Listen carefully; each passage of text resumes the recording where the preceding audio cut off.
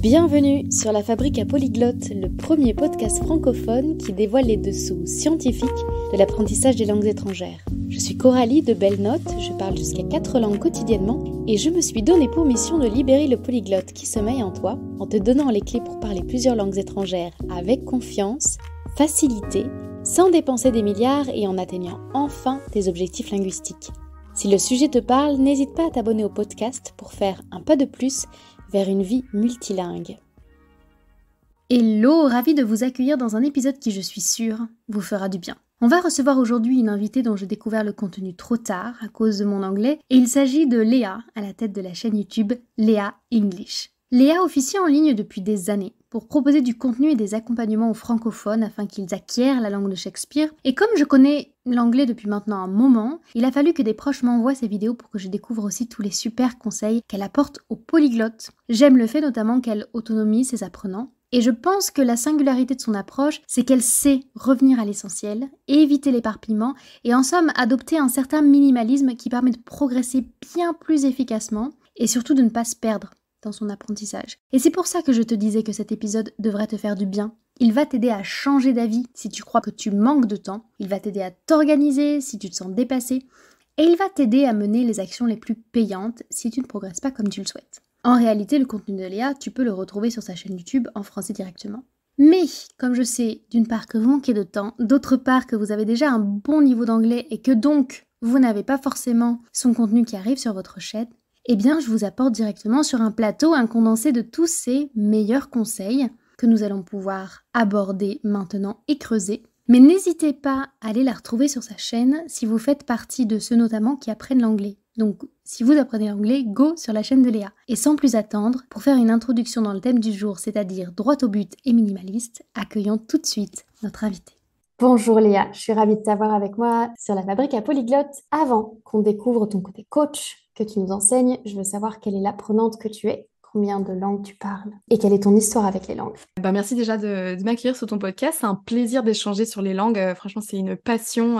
Depuis toute petite, j'adore les langues. Donc, voilà l'histoire. Donc, je parle français, c'est ma langue maternelle, bien sûr. Je suis bilingue. Enfin, j'ai le niveau C2 avancé en anglais et en espagnol. J'expliquerai après comment j'en suis arrivée là. Je parle aussi le norvégien avec un niveau B1/B2, l'allemand avec un niveau A2 qui tire un petit peu sur le B1 et j'ai des petites bases en chinois, une langue que j'ai démarré à apprendre juste pour le fun, pour tester un peu une autre langue avec une autre écriture. Donc voilà, j'ai des mini bases, voilà, j'ai un niveau vraiment débutant. Donc j'ai démarré à apprendre l'anglais un petit peu comme tout le monde, l'anglais et l'espagnol au lycée, enfin collège et lycée. Et après le lycée, j'avais des très très bonnes notes, j'avais eu 18 au bac, enfin je me pensais excellente. Enfin, en tout cas, j'avais des excellentes notes, j'étais une excellente élève, très bien. Et je me suis retrouvée en Norvège. J'y suis partie pendant un an. J'étais au pair pendant un an en Norvège. Et là-bas, c'est la première fois où je me suis confrontée à la réalité du terrain avec l'anglais. Et je me suis rendu compte qu'en fait, mes notes, ça suffisait pas. Et que j'étais pas très à l'aise à l'oral. Et surtout que j'avais pas du tout confiance en moi. Donc c'était franchement une grosse claque que je me suis pris en Norvège parce que je me suis rendu compte que malgré le fait que j'étais dans le haut du panier entre guillemets dans les élèves qui terminaient le lycée, donc j'avais atteint le Saint Graal normalement en théorie B2, mais en vrai c'était pas du tout ça et j'avais ni confiance en moi, ni j'étais à l'aise, ni voilà, j'arrivais à me débrouiller vraiment. Donc j'ai appris le norvégien là-bas, donc ça c'est l'histoire de pourquoi je parle norvégien aujourd'hui. Donc je suis restée un an, donc j'ai appris de zéro le norvégien sur place et depuis je retourne régulièrement en Suède et en Norvège, donc j'ai encore un petit touch point avec la langue assez régulièrement. À mon retour de Norvège, je me suis dit il faut que je me venge avec l'anglais, c'est pas possible. Je peux pas rester comme ça avec sur le papier un bon niveau, mais en vrai je suis pas bonne. Donc j'ai fait une licence et ensuite un master LEA en anglais et en espagnol. Sauf que malheureusement, au bout de 5 ans, j'avais toujours à peu près, j'avais progressé un peu en anglais et en espagnol, mais pas tant que ça. Et surtout, j'étais pas plus à l'aise en fait. J'avais pas plus confiance en moi. J'étais toujours tétanisée à l'idée de faire des fautes. Je me comparais constamment aux natifs. Quand j'ai démarré à enseigner l'anglais à la suite de mon master, j'avais peur que les gens me disent non mais on veut pas d'elle, elle est française. Donc j'avais vraiment ce gros complexe d'infériorité par rapport aux anglophones. Et donc c'est là où je me suis rendu compte que progresser dans une langue, c'était pas synonyme toujours de prendre confiance en soi, donc j'ai ajouté un petit peu le coaching à mon activité. Et l'allemand, je l'ai appris à la fac. J'ai des petites bases parce que je l'ai appris à la fac. Comment tu as réussi à passer de j'apprends l'anglais à l'école et à la fac à je développe mes propres outils parce que tu as quand même une approche hyper autodidacte et même ajouter et insuffler dans ta pratique personnelle tous les éléments qui t'ont aidé à reprendre confiance ou à prendre confiance tout simplement. Oui, alors, en effet, quand j'ai suivi donc un master j'ai passé 5 ans quand même à la fac de langue pour en ressortir avec un niveau un peu moyen, un peu mieux que 5 ans avant, mais pas non plus dingo. Et donc là, je me suis dit bon, on va arrêter de faire confiance aux autres et me laisser porter par le système scolaire. Je vais prendre les choses en main en fait. Et il y a eu vraiment un déclic quand je suis partie en Erasmus en 3e année en Espagne. Je suis partie 6 mois à Barcelone. Et là, donc j'ai malgré tout quand même progressé sur le terrain en espagnol. Et j'ai énormément progressé aussi en anglais. J'ai en fait mis en place en fait le système que j'enseigne un petit peu maintenant sans le savoir. J'ai le 20-80, loi de Pareto, etc. Le fait de créer des habitudes, ça c'est vraiment mon gros focus, créer des habitudes de langue, parce que je dis qu'on peut pas se motiver tous les jours à faire quelque chose de nouveau et qui nous C'est fait bien sortir de vrai. notre zone de confort.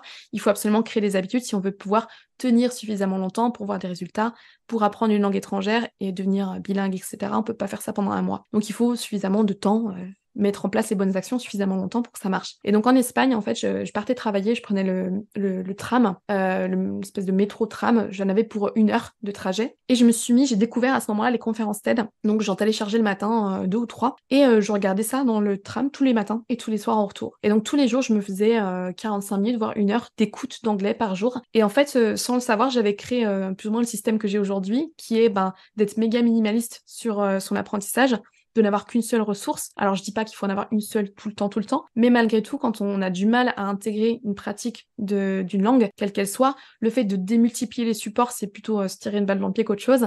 Le fait d'avoir qu'une seule chose, au moins il n'y a pas de charge mentale, il n'y a pas de choix à faire. Tous les matins, j'écoutais mes conférences TED et c'est tout. J'ai pas pratiqué l'anglais pendant ces 6 mois en Espagne, pour autant j'ai énormément progressé, parce que je me suis concentrée sur une seule ressource, un truc qui me passionnait, ça c'est hyper important, c'est que c'était pas barbant pour moi de faire ça, c'était pas je me coltine le Becherel, c'était vraiment une ressource où je me suis dit mais c'est dingue d'avoir accès à 12 minutes de contenu que quelqu'un a mis toute une vie pardon à apprendre quoi. Donc ça m'a vraiment passionnée. Donc ça a fait que tous les jours j'avais envie d'y retourner. Et en fait sans le savoir, j'ai créé une habitude en fait. Tous les matins, je prenais le tram et c'était le déclencheur de l'habitude que j'avais, qui était de regarder une conférence TED. Et donc voilà, c'est parti de ça et je me suis rendu compte que en 6 mois, j'avais fait bien plus de progrès qu'en 5 ans de scolarité à la fac. On a tous un moment eureka, mais j'aimerais vraiment le décortiquer, tu vois.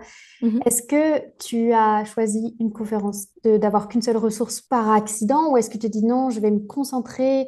Est-ce que c'était intentionnel déjà ou pas du tout? Et qu'est-ce qui fait que tu as eu cette idée de te limiter à une ressource en sachant que ça t'apporterait plus d'efficacité? Honnêtement, c'était vraiment le hasard parce que je pense qu'il y avait moins d'applications, moins de choses, donc ça a été plutôt une chance entre guillemets. Il y avait peut-être pas Netflix à l'époque, YouTube, j'étais pas, je pense qu'il y avait déjà, mais j'étais pas dessus. Il y avait moins de contenu, il y avait pas Instagram, donc voilà, c'était vraiment pas parce que c'était comme ça, il y avait moins de choses, parce que j'étais pas forcément trop portée sur les applications, et je suis pas sûre que mon téléphone me permettait de le faire. C'était encore un téléphone, c'était à touche et tout, donc et donc c'est juste, j'ai trouvé ça, je me suis dit mais c'est fantastique. C'était même pas, tu vois, et c'est vraiment une clé, je pense aussi. Je voulais même pas forcément progresser en anglais. Je me suis dit mais c'est génial d'avoir accès à ce contenu, je vais apprendre des trucs de dingue. Je suis tombée sur 1 ou 2 conférences où je me suis dit mais j'ai trop envie de comprendre en fait, et c'est ça qui m'a amené à me plonger avec passion dans cette ressource-là quoi. Et donc après coup, je me suis rendu compte que je faisais bien plus de progrès en faisant beaucoup moins. Et je vois mes élèves à l'heure actuelle, un gros problème qu'ils ont, c'est ils passent beaucoup de temps à apprendre, mais ils s'éparpillent dans toutes les directions, il y a 50 000 outils. Et en fait, moi, ce que je dis aussi, c'est que quand tu travailles sur différents outils, différentes ressources, tu as différentes façons de faire, et à chaque fois que tu te plonges dans une appli, une méthode papier, un podcast, un je ne sais quoi, tu changes un petit peu le modus operandi, tu changes la façon de faire, et à chaque fois, tu dois re-switcher sur cette façon de faire-là. Et je pense que à choisir, il vaut mieux se concentrer sur une seule méthode, que ce soit que la méthode Assimil, la méthode Michel Thomas, la méthode Léa English ou je ne sais quoi,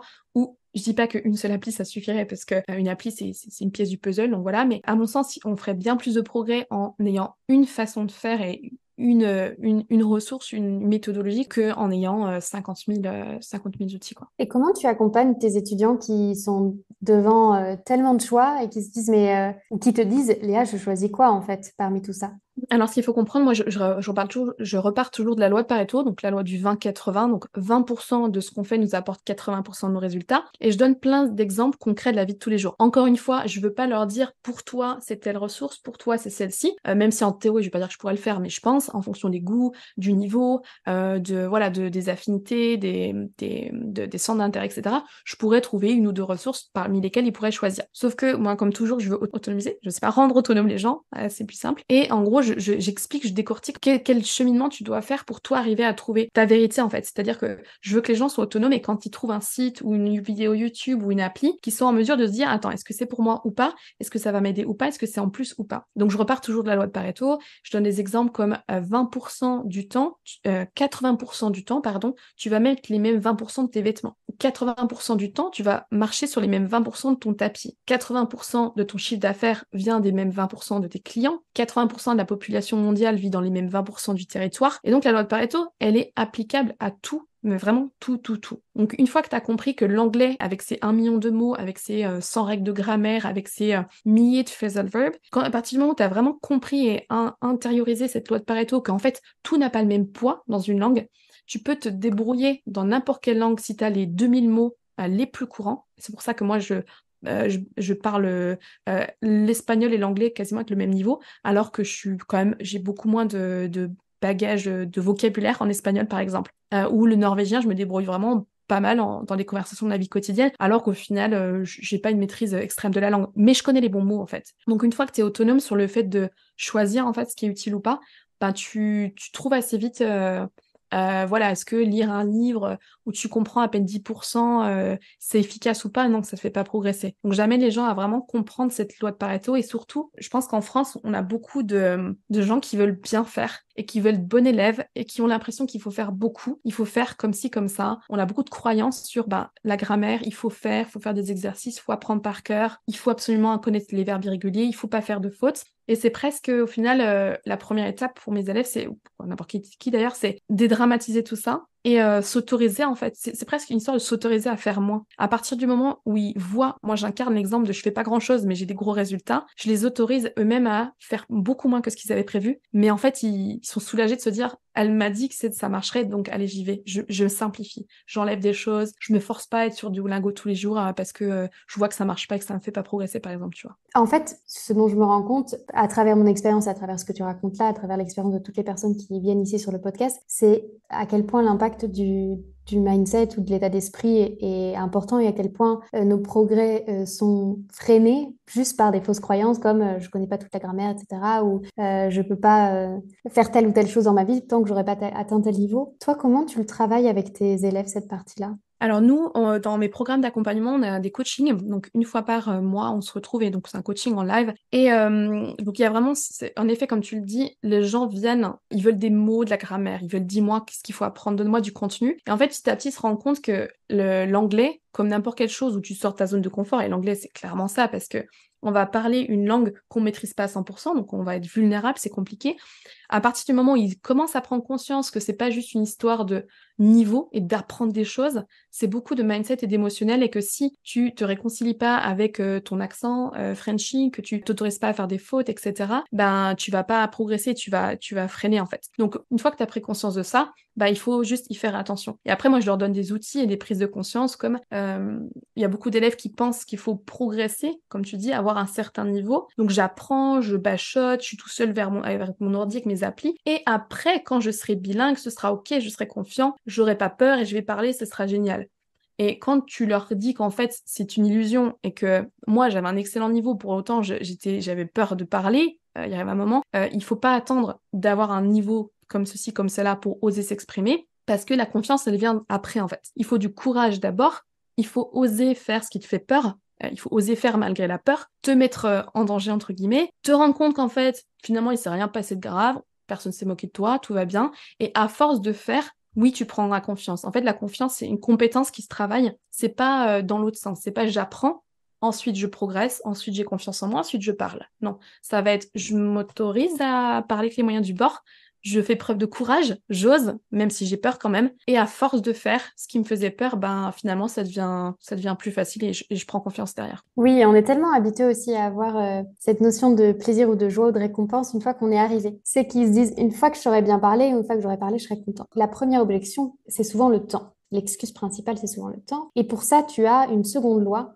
que tu présentes souvent à tes étudiants et qui peuvent leur changer la vie. C'est quoi cette Ouais, loi? carrément. Alors déjà, pour le problème du temps, déjà, ce qu'il faut comprendre, c'est tu peux en fait en faire un frein comme un atout. C'est comme les enfants. Tu peux te dire, mes enfants m'empêchent de faire ce que je veux, ou tu peux trouver ça comme un avantage. Donc déjà, la loi de Pareto, elle te règle un paquet de problèmes quand tu n'as pas de temps. C'est-à-dire que en se concentrant sur les 20%, donc là où un élève ferait 100%, et aurait un tout petit peu de résultats en plus que toi, si tu ne fais que 20, tu as déjà 80% des résultats. Donc en fait, il y a une petite partie du travail, une petite partie des compétences, une petite partie des mots en anglais qui vont déjà être suffisantes pour avoir un excellent niveau en fait. Et donc si tu te concentres sur ça, t'as pas besoin de tant de temps que ce que tu ne pensais. Donc l'excuse de j'ai pas le temps, oui on a tous des vies très chargées, donc soit on passe outre cette croyance limitante et tu décides que même si t'as pas le temps tu vas faire quand même, ou tu trouves ça, tu gardes cette excuse là et en fait tu finis par regretter quoi. Et la deuxième loi quand tu as abordé, c'est la loi de Parkinson. Et ça reprend le principe ce que je t'expliquais avant, qu'il y a beaucoup de gens qui veulent faire beaucoup, faire bien, et qui, justement, vont avoir cette excuse. Forcément, quand tu penses qu'il faut faire 2 heures d'anglais ou 3 heures d'anglais par jour, oui, t'as pas le temps, c'est logique. Mais si tu commences à te faire à l'idée qu'en fait, il y a peut-être pas besoin de 3 heures, peut-être qu'avec une demi-heure, mais focus sur une ressource, tu vas voir des progrès déjà, déjà, ça te donnera plus envie de te mettre en route. Parce que tu vois un peu plus comment tu vas le caser dans ton emploi du temps. Donc ça, c'est une première chose. Et la loi de Parkinson, elle dit aussi que, je vais te la citer, et après je vais te l'expliquer. Donc la loi de Parkinson dit que la tâche que tu as prévu de faire va s'étaler de façon à remplir le temps que tu lui as incombé pour la faire. Donc quand tu as décidé de faire quelque chose, si tu t'es dit j'ai la matinée ou la journée pour faire ma valise, ça va te prendre la journée. Si jamais tu as une présentation à faire, que tu as décidé de passer 4 heures dessus, tu vas passer 4 heures dessus. Si à l'inverse, tu es plus stratégique et tu te dis j'ai un call dans 1 heure, j'ai donc 1 heure pour écrire ce mail ou 1 heure pour faire cette présentation, ça va te prendre 1 heure. Tu vas aller à l'essentiel. Et c'est là où ça rejoint la loi de Pareto, c'est-à-dire tu vas peut-être faire entre guillemets 80, tu vas faire beaucoup moins de travail, mais ça va suffire pour avoir un produit fini, pour avoir un truc concret en fait. Et la loi de Parkinson, moi je m'en sers tout le temps, c'est-à-dire que je me bloque, par exemple, tous mes appels ils sont en fin de matinée. Je ne démarre pas à travailler sur un projet, par exemple j'ai un webinaire ou une présentation à donner, je m'y mets pas 2 semaines à l'avance. Parce que si je fais ça, je sais que tous les jours je vais aller bricoler les slides, je vais mettre un petit truc à droite, un petit truc à gauche, changer la police. Je m'y mets pas trop longtemps avant, tu vois, c'est un petit peu de la procrastination, mais à bon escient, parce que je sais que si j'ai moins de temps, je vais faire plus efficace. Et l'anglais, c'est pareil. Si vous avez 3 heures d'anglais, vous allez pas faire plus que le gars qui a 45 minutes, mais qui est méga focus. Et en plus, ce qu'il faut savoir, c'est que au-delà de 40 minutes de temps passé sur une même tâche, chaque minute supplémentaire, elle va être moindre en termes de productivité. Donc il y a de la fatigue, en fait. C'est-à-dire que si tu fais plus que 40 minutes de suite à faire de l'anglais, en fait, chaque minute de plus, elle te sert pas bien à grand-chose. Donc voilà, si vous n'avez pas de temps, utilisez la loi de Parkinson et au contraire, fixez-vous un temps max et avec une demi-heure ou 45 minutes d'anglais par jour, vous avez déjà une grande chance de faire des gros progrès. Oui, la première fois que j'ai remarqué à quel point cette loi était incroyable, c'est que j'ai fait des études de graphisme. Parfois, on me donnait 3 semaines pour penser une affiche. Premier stage en agence, fais-moi une proposition d'affiche qu'on envoie à la fin de la matinée. Donc, on passe de 3 semaines à 3 heures. Ouais, non, mais Et je me suis exactement. rendu compte que j'avais le temps de le faire en fait en 3 heures. Ok, je voudrais aussi revenir à qui tu es et savoir à quel point tu es minimaliste. Est-ce que tu travailles tes langues ou tu les maintiens en même temps? Ou est-ce que par exemple tu restes toi focus sur une seule langue, le norvégien, pendant plusieurs semaines, mois? Ou alors que tu as un système qui permet toi d'imbriquer un peu toutes tes langues? Alors moi, le conseil que j'aurais, c'est au minimum pousser à une langue jusqu'au niveau B2, parce qu'après, en fait, tu vas moins oublier. Quand on a un niveau courant, c'est-à-dire que il va pas, même si vous pratiquez pas pendant 6 mois, 1 an, 10 ans, ce sera toujours là. Et donc tout ce qui est avant, je dirais ne pas se lancer dans 2, 3, à moins que ce soit votre envie, mais avant, quand on est débutant, faux débutant, et qu'on n'a pas encore atteint le niveau B1, B2, mais B2 c'est encore le mieux, on est obligé d'apprendre en fait, ce qui nous manque des mots, on peut pas s'exprimer dans toutes les situations. Et moi j'ai trouvé que les langues que je parle avec un niveau B2, en fait, je les oublie pas. C'est-à-dire que même si je fais rien pendant des mois ou des années, c'est toujours là. Un exemple vraiment concret, c'est le norvégien. Je l'ai appris il y a plus de 12 ans à peu près.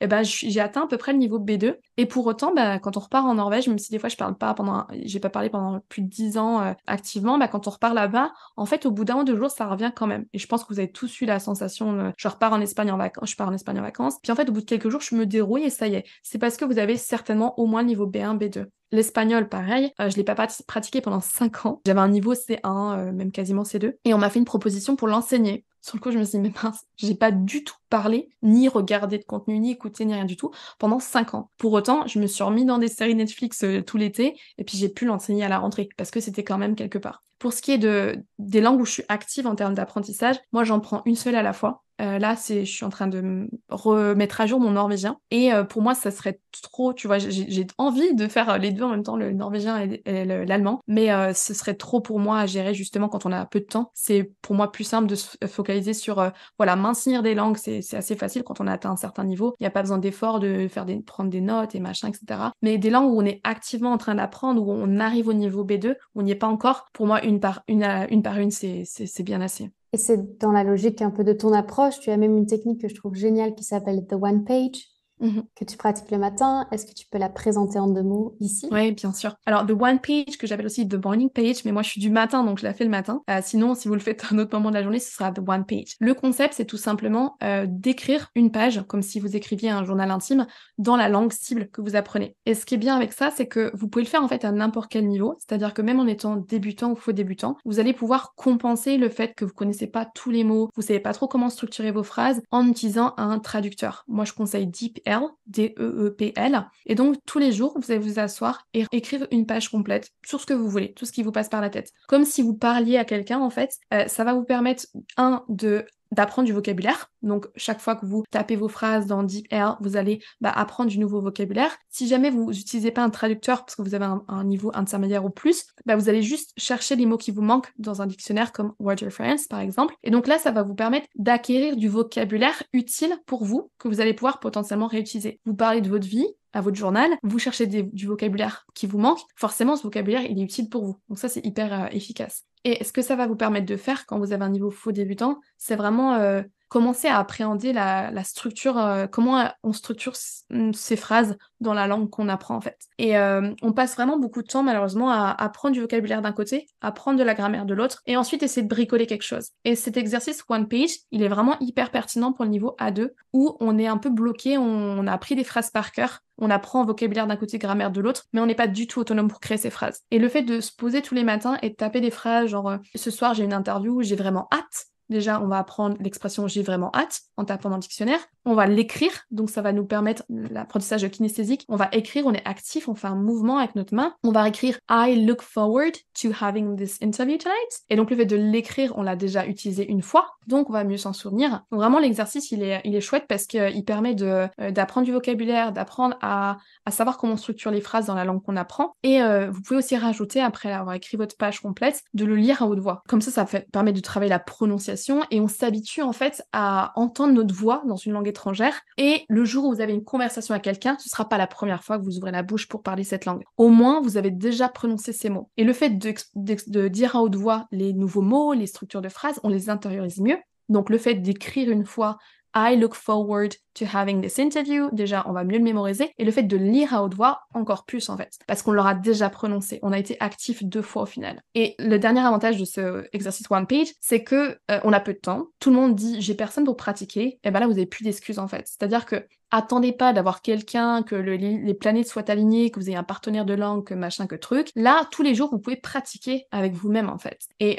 la compétence qu'on veut travailler quand on veut pratiquer à l'oral, mais c'est la même chose à l'écrit, c'est j'ai un truc à dire dans ma tête en français, prendre cet exemple, et comment je le dis en anglais. Et ça, on le fait pas quand on apprend par cœur du vocabulaire et de la grammaire. On n'apprend pas à traduire notre pensée d'une langue à l'autre. Et plus on fait ça, plus on s'habitue, plus quand on fait cet exercice, quand on va parler à quelqu'un, on aura pris le coche de dire « Ok, j'ai hâte de faire ceci. Ah oui, c'est vrai. I look forward to. » Et voilà, donc ça règle un paquet de problèmes. Mais donc, the one page, écrire une page complète de de tout ce qui vous passe par la tête dans la langue cible. C'est une technique qui a beaucoup de vertus. D'abord, elle est gratuite, elle est super pour le niveau intermédiaire, après intermédiaire. Enfin, voilà, je vous mettrai le lien de la vidéo où Léa décrit la méthode avec des exemples visuels où ça peut être encore plus concret pour vous, mais décidément quelque chose à approfondir. Une autre question que je voulais te poser, c'est comment est-ce qu'on sait qu'on devient trop minimaliste pour le coup? Excellente question.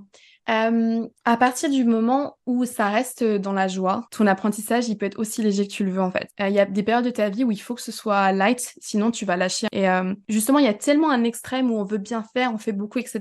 que je pense qu'il y a peu de gens qui arrivent à un extrême où je fais quasiment plus rien, genre pas assez quoi. Je pense vraiment qu'on a cette culpabilité, à l'école il faut faire, il faut bien faire. Et quand on fait de l'anglais, c'est pas comme on apprend de la guitare, une compétence qu'on n'a pas fait à l'école. J'ai l'impression que les gens qui apprennent l'anglais se remettent dans la position où ils étaient à l'école et on repart dans les schémas qu'on avait là-bas. Il faut faire beaucoup, il faut bien faire, il faut faire des exos, il faut être assidu et nanana. Et j'ai l'impression qu'il y a beaucoup de gens qui ont beaucoup de stress par rapport à l'anglais, pas seulement pour le parler, mais aussi qui sont stressés de pas faire assez bien, pas faire comme il faut, de pas faire assez. Et j'ai vu rarement de personnes qui étaient au point de quasiment plus rien faire. Donc honnêtement, je pense pas qu'il y ait de danger de ce côté-là. Le fait d'alléger en fait, de faire moins, d'être plus minimaliste, de s'autoriser, ça rapporte aussi un peu de légèreté et un peu moins de stress. Et clairement, en fait, on a envie d'y retourner. Même l'exercice de one page plus un podcast, c'est même pas trop minimaliste, c'est top, c'est suffisant. Et quand tu vois que ça marche, les gens reviennent dans l'autre sens, tu vois, presque. C'est-à-dire que quand tu as diminué un peu trop, entre guillemets, si les choses sont bien faites, normalement, t'as fait des progrès, tu te rends compte qu'en fait, tu progresses avec moins d'efforts, en fait, t'as envie de retourner dans l'autre sens, puis tu rajoutes facilement des choses. Et à mesure que tu progresses dans la langue, tu rajoutes, ah tiens, il y a un podcast super cool, je vais m'acheter un livre, etc.